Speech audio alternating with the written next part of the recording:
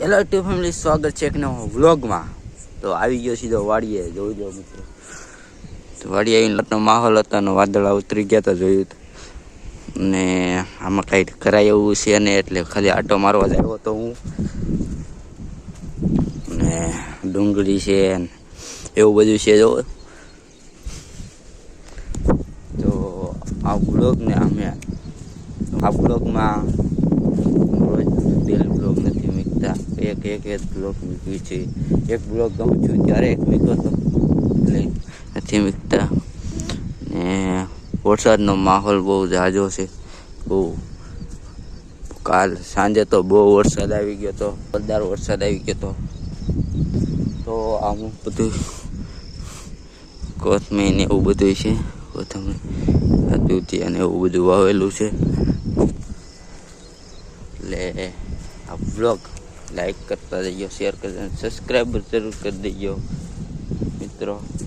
તો જ અમે ઓલું તો આમાં પાછી ડુંગળી વાવી દીધી છે.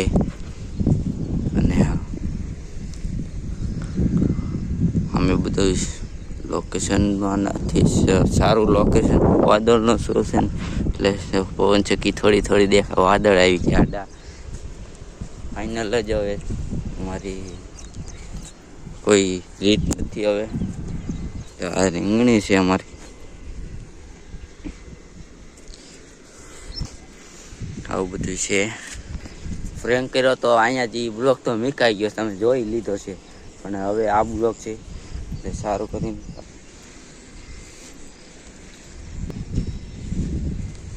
તો મસ્ત અમારા માટે સબસ્ક્રાઈબ કરતા રહેજો. તમને આજ બ્લોગ ફાઇનલી અમે હેલા દઈ. તો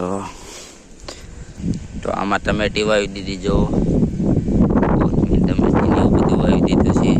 લોકેશન આવે છે એટલે તમે સબસ્ક્રાઈબ કરતા રહેજો. મસ્ત આવવા માંડી છે આ બધી, એક નંબર છે. ડુંગળી વાવી છે